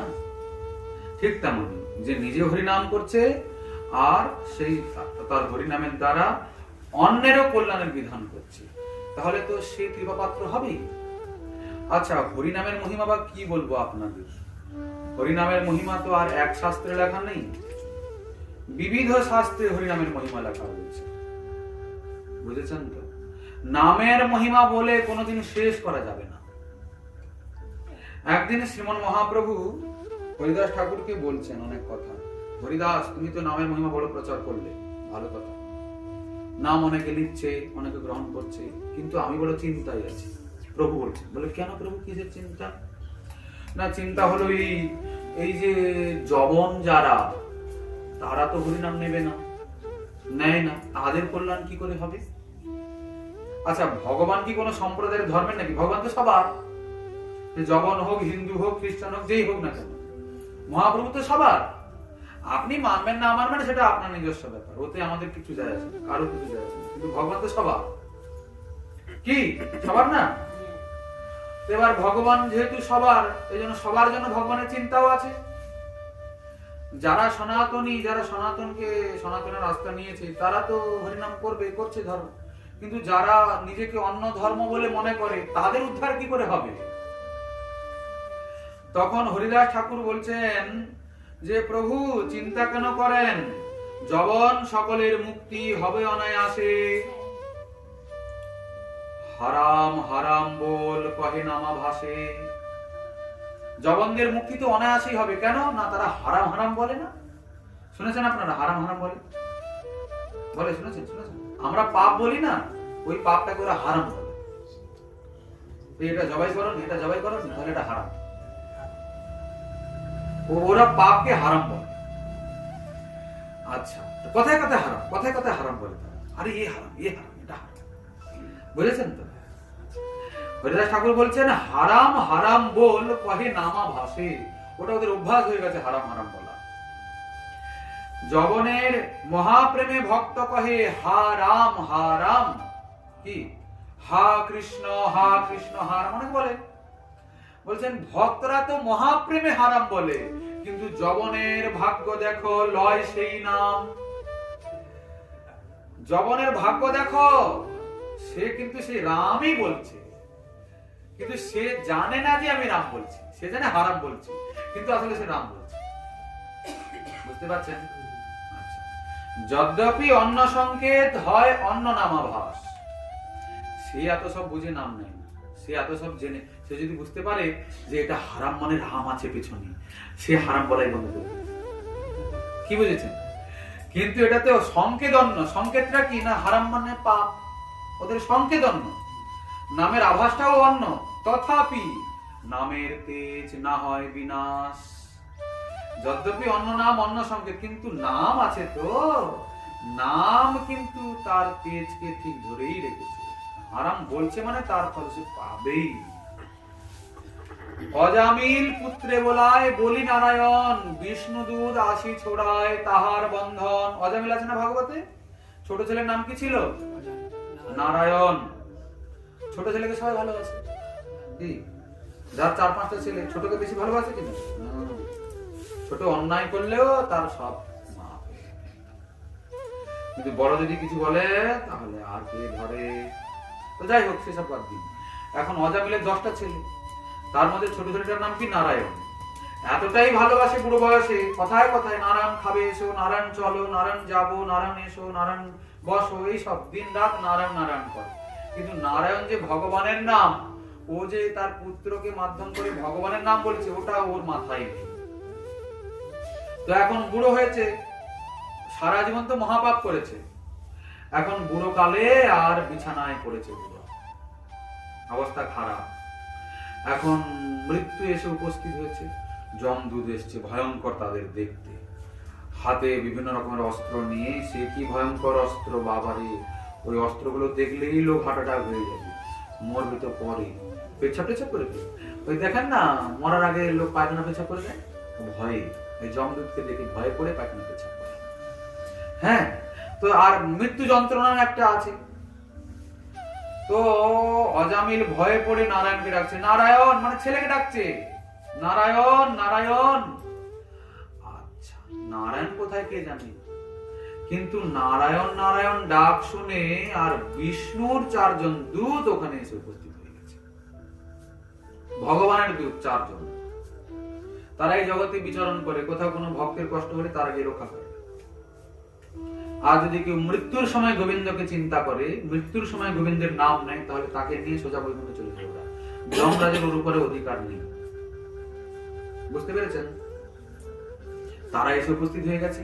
গীতাতে শ্রীকৃষ্ণ বলেছেন, অন্তকালে চ মামেব স্মরণ মুক্ত্বা কলেবরম ইহ প্রয়াতি সমদ্ভাবম জাতি নাস্তত্র। যতবে এখানে বলেছেন স্মরণ, মরার সময় যদি আমাকে চিন্তা করে মরে, তাহলে মৃত্যুর পরে এই দেহ ছাড়ার পরে সে আমাকেই পাবে। তো চিন্তা করার ভগবানের নাম নেওয়া প্রায় একই ব্যাপার।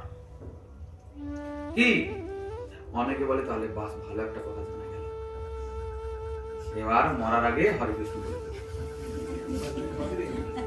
হ্যাঁ, এবার ছুটিয়ে যা পারবে করো, কোনো অসুবিধা নেই, কোনো চিন্তা করার দরকার নেই। যেখানে দেখবো যে মরবো মরবো অবস্থা হবে, তখন হরে কৃষ্ণ বলবো, রাম বলবো, কৃষ্ণ বিষ্ণু রাধা বলে যে মরবো।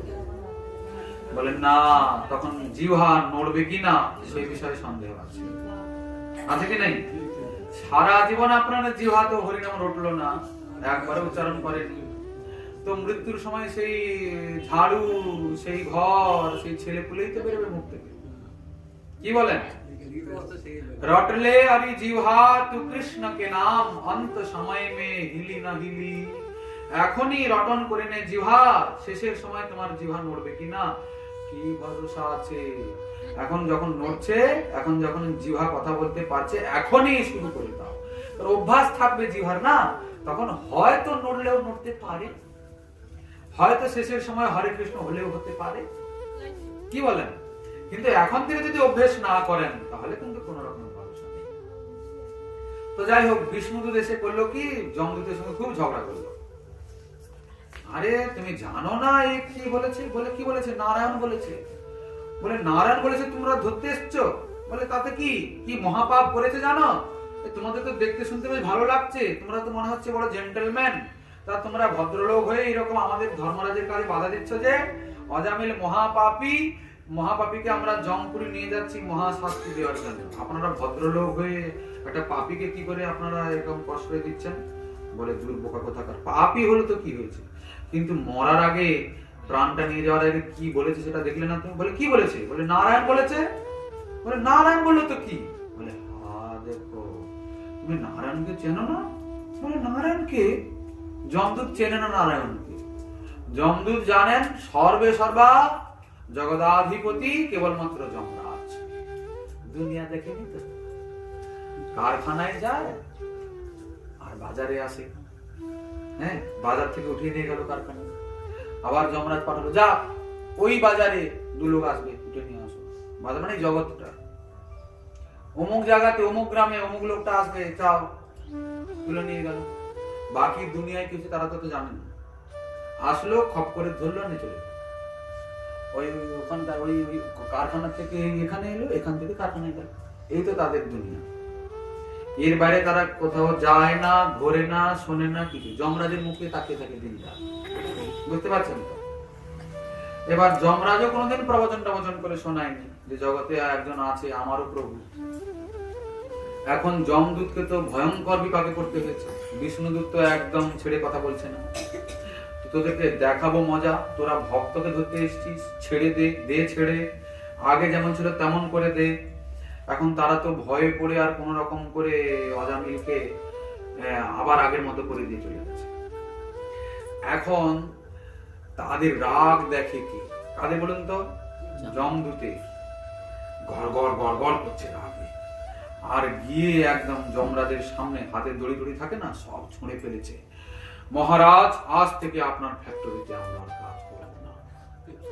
এই কি কথা, হঠাৎ তোমাদের কি হলো, মাথা ঘুরে গেল যে? কেন, কি হয়েছে? বলে কি হয়েছে সেটা বিষয় না, মোটামুটি কাজ করবো না, আমাদের বেতন কি আছে বুঝিয়ে দিন যা। বলে আরে কিছু না বললে এক মাথা গরম করলে আমরা কি, তোমরা যাবে বা কোথায় আমাকে ছেড়ে, আমার কাজ ছেড়ে? বলে আজ পর্যন্ত এরকম ভয়ঙ্কর ভ্রান্তির সম্মুখীন আমাদের কখনো হতে হয়নি। আজকে নিজা না জানি কপালে কি ছিল, কার মুখ দেখে জেগেছিলাম। বলে কেন? আজ পর্যন্ত আমরা একটাকে আনতে গেছি, 2, 3, 4, 5টা নিয়ে এসেছি, কিন্তু আজকে একটা কি এমন লোক ভাগ্যে পড়েছে, তাকে নিয়ে আসতে গিয়ে ভালো ভালো লোকগুলো জানেন, ভালো ভালো ভদ্রলোক, তারা আমাদেরকে মারার জন্য উদ্যত হয়েছে। আমরা আপনার দূত, আমাদের কি কোনো মান সম্মান নেই যে সে আমাদের উপরে হাত তুলবে? যা তা কথা, আমাদের অপমানও হতে নাই, আপনারও অপমান করতে নেই, আমরা বলে কে লোক তোমাদের মারতে উঠিয়েছে দেখি। তারা তাদের রূপের পরিচয় দিল, তারা এরকম দেখতে, সর্বে পদ্মপলা সাক্ষাৎ পীত কৌশল ভাষস, এসব ইত্যাদি ইত্যাদি বললো। কি সুন্দর তাদের দেখতে, সবার চোখগুলো পদ্ম পাপড়ির মতো, সবাই পীত বসন করে আছে, সবাই চতুর্ভুজ, শঙ্খ চক্র গদা পদ্ম ধরেছে হাতে, কি সুন্দর, গলায় বড় বড় লম্বা লম্বা বনমালা দুলছে, এত সুন্দর তাদের দেখতে।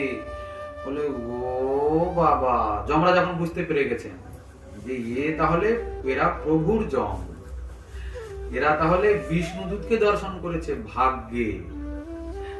আচ্ছা, তখন যমরাজেরও শ্রীহরির স্মরণ হয়ে গেল তৎক্ষণাৎ। তোমরা ধন্য, আমি তো অনেক চিন্তায় ছিলাম, তোমরা আমাকে হরি স্মৃতি করিয়ে দিল। হোক, এখন সমস্যা বলো। না প্রভু, এই ব্যাপার হয়েছে। বলে ও প্রভু, আজকে আপনাকে খোলসা করে বলুন তো, এই জগতে আপনার মতো আরো কত লোক আছে? বলে দূর, আমার মতো আমি একা, আমার থেকে শ্রেষ্ঠ আছে। এই জগৎটা চলছে তার ইশারাতে, আমি তার ক্ষুদ্র দাস। আপনি দাস? বলে হ্যাঁ, আমি দাসানুদাস, আমিও তার মায়ায় মোহিত। এই জগতে সবাই তার মায়ায় মোহিত। তিনি নারায়ণ, তিনি সর্বেশ্বর, তিনি জগন্নাথ, তিনি জগদাধার, তিনি ভক্তবৎসল। আচ্ছা আচ্ছা প্রভু, আপনার এত প্রবচন আমাদের মাথায় ঢুকছে না। আমরা কোথায় এইসব ছোট মোটো কাজ করি? আপনি বলে দিন তো বাপু, আজ থেকে কাকে কাকে নিয়ে আসবো, কাকে কাকে নিয়ে আসবো না, কি বলেন? এটা জেনে তো লাটা চুকে যায়।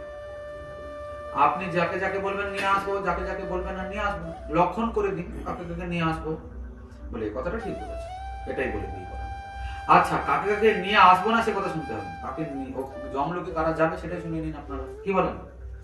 দিলে তো সব খোলসা হয়ে যায়। শোনার ইচ্ছা আছে না? নাই তাহলে বলবো, নাহলে বলবো।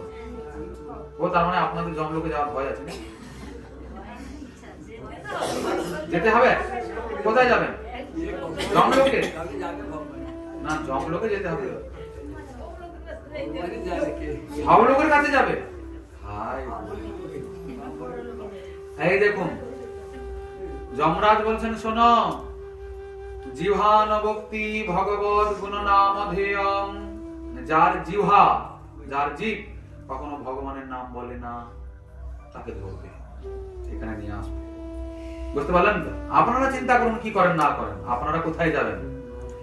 জিহ্বান ভক্তি ভগবত গুণ নাম ধেয়ং। বলে প্রভু, যদি কারোর জীব না থাকে কি করবে? বলে চেতস্য ন স্মরতি যৎ চরণার বৃন্দম। তাহলে মনে মনে চিন্তা করবে তার চরণকে। কি মনে মনে চিন্তা তো করতে পারে, মুখে না হয় না। অনেকের জীব থাকতেও মুখ ফোটে না, কথা বলতে পারে না, তারা কি করে হরে কৃষ্ণ বলবে, ভগবানের নাম নেবে? তারা মনে মনে তাকে চিন্তা করবে। বলে প্রভু, যদি কারোর মনও না থাকে তবে কি? মন থাকে না, এরকম হয়তো হয় না। বলে যদি, তবে যদি হয়, হ্যাঁ কান ফান। বলছেন কৃষ্ণায় নো নমতি যৎ শির একদাপি যে জীবনে কোনোদিন গোবিন্দকে প্রণাম করেনি। বুঝতে পেরেছেন তো? তান অনায়ব্ধম অসত অকৃত বিষ্ণু কৃত্যাম, সেই হলো সব থেকে বড় অসৎ ও বিষ্ণুদ্রোহী। ওকে বেঁধে পিটাতে পিটাতে নিয়ে আসবে, তারপর দেখবো আমি কি করবো তাকে। কি বুঝেছেন? সময় থাকতে জিভাটাকে নড়ে নেওয়াই বরং ভালো। যদি যমরাজের মার না খেতে চান, সময় থাকতে থাকতে দণ্ডবত প্রণাম করে নেওয়া ভালো। আপনারা প্রণাম করেন? কি সমস্যার কথা? বয়স্ক মানুষগুলো এখানে আসছেন, শেখাতে হচ্ছে প্রণাম করো, ভাগ করার ব্যাপার। আমি অবাক হচ্ছি এইসব বিষয়গুলো দেখে, সত্যি কথা, চিন্তার বিষয়গুলো। হ্যাঁ, কেন জানেন তো? মহাভারতে বেদব্যাসজি বলেছেন, একোপি কৃষ্ণায় কৃত প্রণাম দশাশ্বমেধা বভ্রুতেন তুল্য। যদি কেউ একবার গোবিন্দকে প্রণাম করে তাহলে 10টা অশ্বমেধ যজ্ঞের ফল সে লাভ করে নেয়। আচ্ছা, এই কলিযুগে একটা অশ্বমেধ যজ্ঞ কেউ করতে পারবে? এমন বড় লোক কেউ আছে? এমন শক্তিমান কেউ আছে? অশ্বমেধ যজ্ঞ কিরকম হয় আপনারা তো একটু জানেন, কিঞ্চিত তো আপনাদের ধারণা আছে। এই বর্তমানে কেউই, কোন দেশেরই কেউই নেই যে অশ্বমেধ যজ্ঞ। কি টাকা হয়তো মানুষের অনেক আছে, কিন্তু টাকা থাকলেই তো হয় না। অশ্বমেধ যজ্ঞ করতে হলে অশ্বটাকে ছাড়তে হয়, ঘোড়া ছাড়তে হয়। ঘোড়া যাবে দিগ্বিজয়ে, যে যে রাজ্যগুলোর উপর দিয়ে যাবে, যে যে দেশের উপর দিয়ে যাবে, সেই সেই দেশ, সেই সেই রাজ্য যে যজ্ঞ করছে তার অধীনে আসতে হবে। ঠিক তো? এটাই তো নিয়ম। যদি সেই দেশের রাজা সেই যজ্ঞকারীর আনুগত্য স্বীকার না করে তাহলে তার সঙ্গে যুদ্ধ হবে। এবার যুদ্ধে যে হারবে তারই যে হারবে তার বেকার হয়ে যাবে। যদি যদি যজ্ঞকারী হেরে যায় তাহলে যজ্ঞটা সেখানেই বন্ধ হয়ে যাবে। ঠিক কি না? তাই এখন যে সব যুদ্ধের জিনিস কলা কৌশল বেরিয়েছে, হারানো কাউকে, আর এখন তো আর সে বাণ তীর মন্ত্রতন্ত্র না, এখন তো বড় বড় পরমাণু বোমা, তারপরে বড় বড় কি সব মিসাইল, একটা ছেড়ে দিলে পুরো একদম একটা দেশ ভস্ম হয়ে চলে যাবে। আর কোথায় অশ্বমেধ যজ্ঞ হবে এখন? হবে না। তো মহাভারতে বলছেন, যদি কেউ একবার গোবিন্দকে প্রণাম করে তাহলে 10 বার অশ্বমেধ যজ্ঞ করার ফল সে লাভ করে। একবার মাথা ঠুকলে ভালো কথা। বেদব্যাস বলেছেন, ভাই রে, কিছু কম বলে দিলাম বোধহয়। গোবিন্দকে প্রণাম করার ফল 10টা অশ্বমেধ যজ্ঞের ফল না, কম বলা হবে। স্বয়ং ভগবানকে প্রণাম করবে, এই সামান্য ফল নেই বলে হবে না। কি করবে? বলছে না, দশাশ্বমেধি পুনরেতি জন্ম।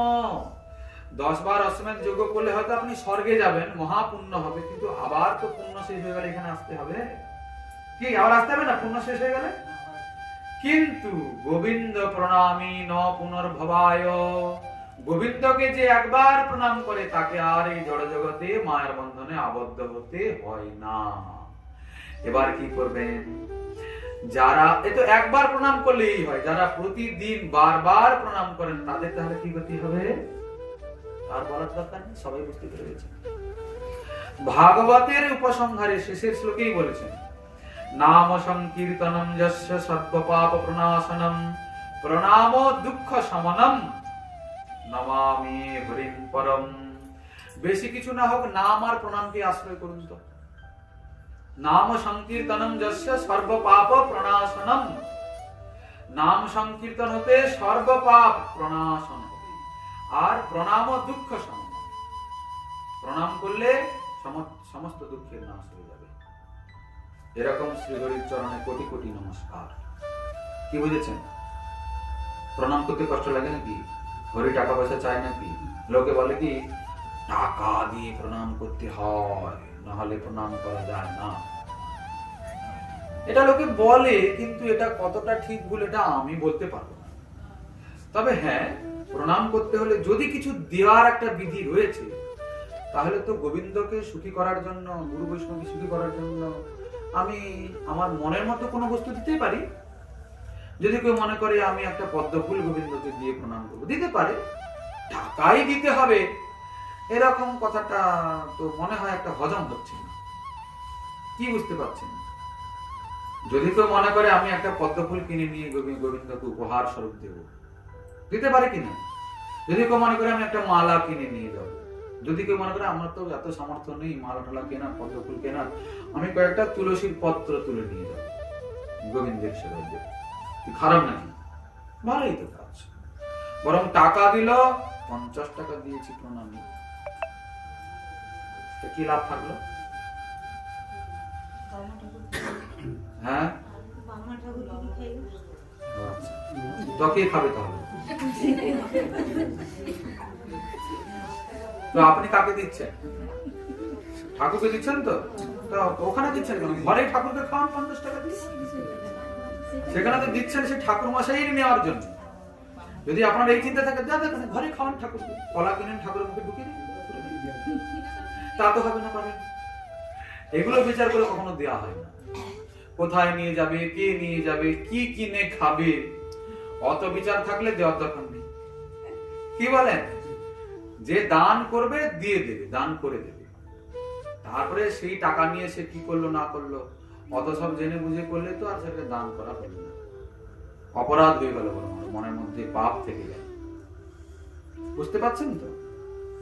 আচ্ছা, এখন অজামিল তো নারায়ণ নারায়ণ বললো, ভগবানের নাম বলেনি, পুত্রের নাম বলেছে, কিন্তু বিষ্ণুদূত এসে তার বন্ধনকে ছাড়িয়ে দিল। তাহলে নামের কত মহিমা!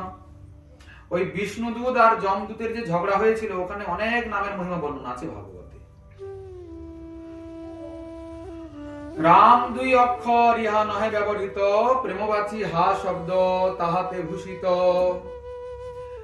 এই যে রাম, এটা আসলে হরি নামকে মানে লক্ষ্য করে বলছে না জবনেরা, ওরা তো নিজের কথা বলছে।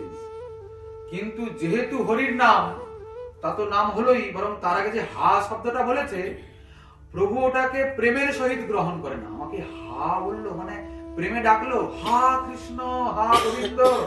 গোবিন্দ কথাটা কতটা অলংকৃত হয়ে গেল না? এই যে নামের অক্ষর সবের এই তো স্বভাব, ব্যবহৃত হইলে না ছাড়ে আপন প্রভাব। অক্ষর, নামের অক্ষরগুলোর এমনই স্বভাব, যদি একবার উচ্চারণ হয় তাহলে তার প্রভাবকে সে ছাড়ে না। নামাভাস হইতে হয় সর্বপাপক্ষয়, নামাভাস হইতে হয় সংসারের ক্ষয়। নামাভাসে মুক্তি হয় সর্বশাস্ত্রে দেখি। নামাভাস মানে কি? নামাভাস মানে হলো নামের মতো কিন্তু নাম নয়। বুঝতে পারলেন না কথাটা? এই যে অজামিল যেটা বললো, ওটাকে নামাভাস বলে। যখন আপনি জেনে শুনে মন দিয়ে নাম করবেন, তখনই সেটা প্রকৃত নাম। আপনার মন নেই তো, নাম হরে কৃষ্ণ হরে কৃষ্ণ কৃষ্ণ কৃষ্ণ হরে হরে, আপনার মন মুখ হরে কৃষ্ণ বলছে, আর মন কলকাতায়, মুম্বাইতে, দিল্লিতে, মন বিদ্যাসাগরের মেলায়, বুঝেছেন তো, মন কালী পূজায়। তো এটা হয়ে গেল কি? নামাভাস। যখন মন প্রাণ এক হয়ে গিয়ে নাম হবে, তখন হলো প্রকৃত নাম।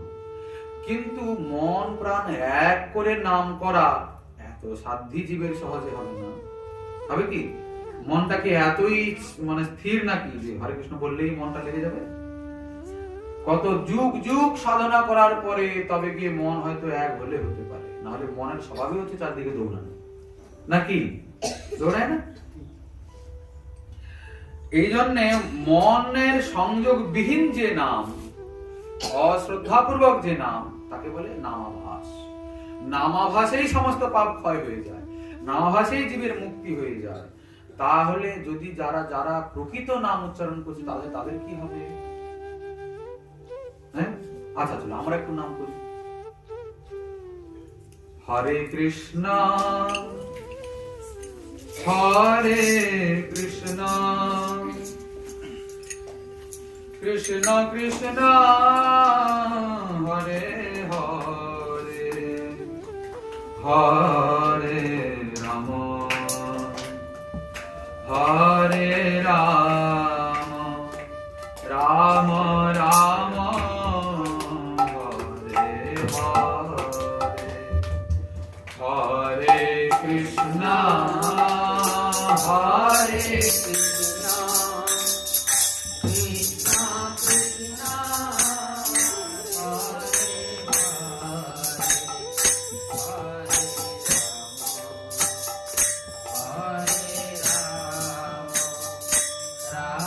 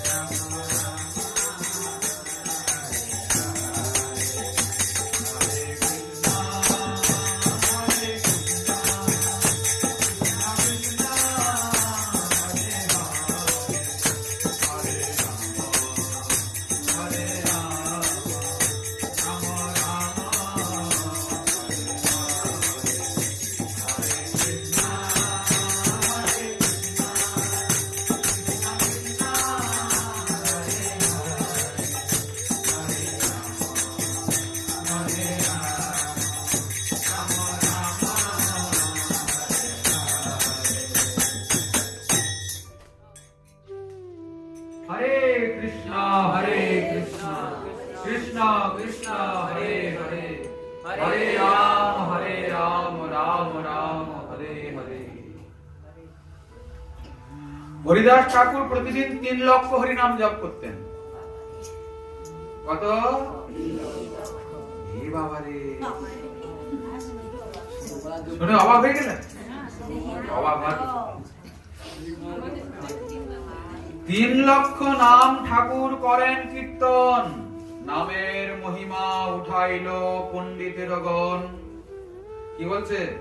কেহ বলে নাম হইতে হয় পাপক্ষয়, কেহ বলে নাম হইতে জীবের মুক্তি হয়। হরি নাম করলে কি পাপ টাপ সব ধুয়ে চলে যায়, মুক্তি পেয়ে যায়। হরিদাস কহে নামের এই 2 ফল নহে, নামের ফলে কৃষ্ণ পদে প্রেম উপজয়ে।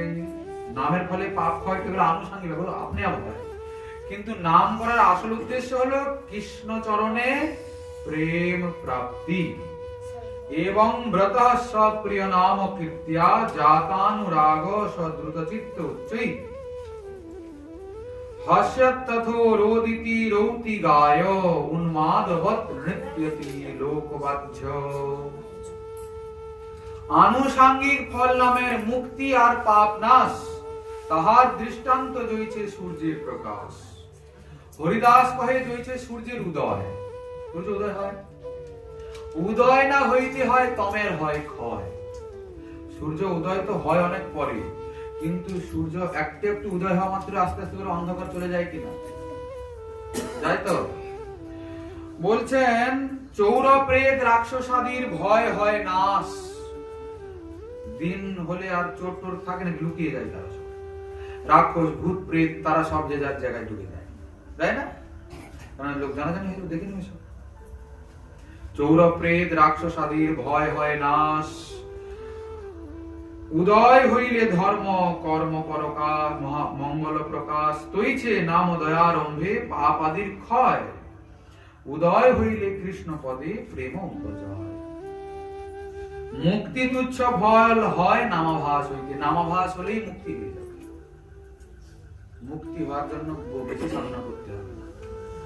অজামিলের হলো কিনা, যেই মুক্তি ভক্ত না লয় কৃষ্ণ চাহে দিতে। ভক্ত মুক্তি নিতে চায় না, ভক্ত সেবা চায়। কিন্তু ভগবান বলে তোমাকে সব দেব, কি চাই সবই দেব, তুমি যা না চাও সব দেব। কিন্তু ভক্ত চায় না কিছুই। চাইলে তো আর ভক্তি থাকলো না। ভক্তি তো কোনো চাওয়া পাওয়ার বিষয় নয়। চাওয়া পাওয়া মানে তো ব্যবসার ব্যাপার। কি আপনি আপনার স্বামীর সেবা করবেন, কত টাকা দেবে প্রতি মাসে তোমাকে রান্না করে খেতে দেব, আপনারা কি বলেন কখনো? বলাটা কি দরকার? ওটা তো আপনার ধর্ম, ওটা তো আপনার কর্তব্য। কর্তব্য না? আপনারও ভরণ পোষণ করা ওর কর্তব্য। কি এটাই তো পদ্ধতি।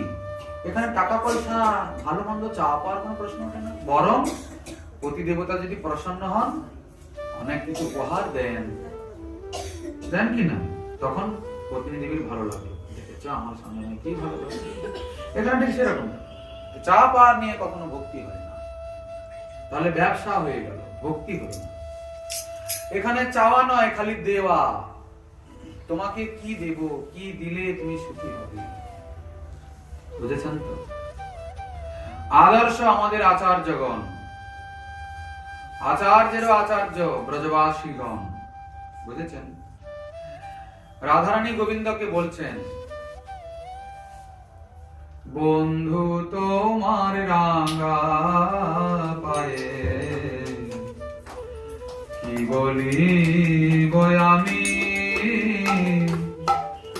বন্ধু তোমার রাঙা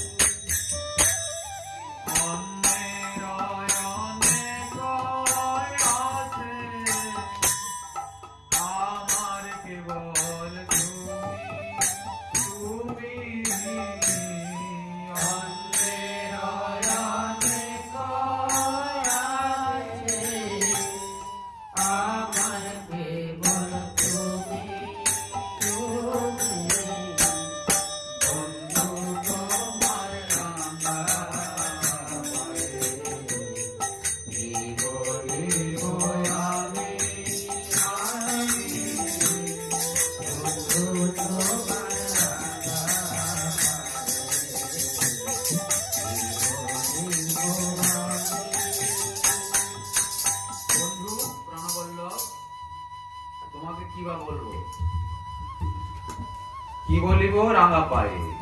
অন্যের তো অনেকে আছে, আমাদের অনেক আছে কিনা, ভাই বন্ধু মা বাবা স্ত্রী পুত্র, বলে অন্যের অনেকে আছে, কিন্তু আমার কেবল তুমি, তুমি ছাড়া আমার আর কেউ। বা তুমি আমায় এত ভালোবাসো, বলে আর ভালোবাসা কখনো মুখে বলতে হয়? তা ভালো কথা, তা আমাকে যখন এতই ভালোবাসো কিছু উপহার দাও। কি বলেন? ভালোবাসার মানুষকে উপহার দিতে হয় কি না? আপনারা দেন কি দেন না? রাধারানী এখন চিন্তায় পড়েছেন, কি উপহার দিই, কি দিব, কি দিব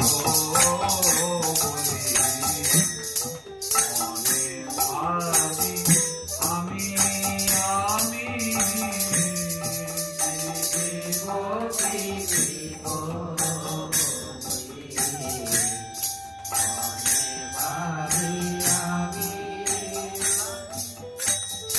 তোমাকে দেওয়া যায় চিন্তা করছি, কেননা তোমাকে দেওয়ার যোগ্য এমন জগতে কি আছে? সবই তো তারই সৃষ্টি করা। কি যে বস্তুটা আমাদের জানা নাই, আমাদের তৈরি করা নাই, এমন একটা উত্তম বস্তু আমাদের দিলে ভালো লাগে কি?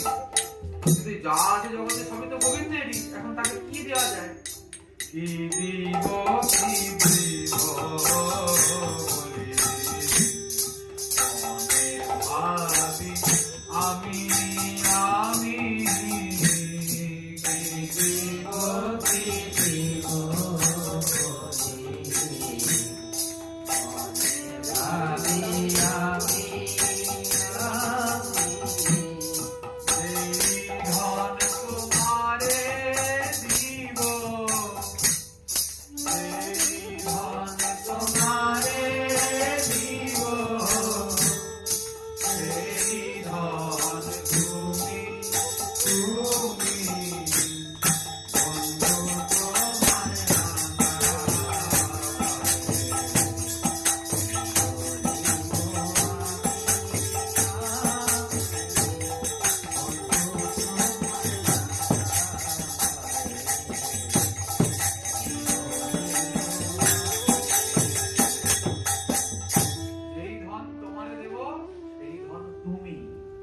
আমি তোমাকেই তোমায় দিলাম, কেননা তোমাকে দেওয়ার মতো যোগ্য বস্তু এই জগতে আর কিচ্ছু নেই।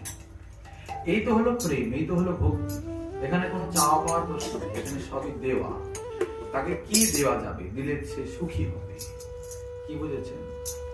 আজকের হরি কথা রাখা হলো এখানেই বিশ্রাম। শ্রীমান মহাপ্রভুর কৃপা হলে আবার আগামীকাল রইল পরবর্তী অংশের ব্যাখ্যামাগুলির আস্বাদনের আকাঙ্ক্ষা। জয় জয় রাধে।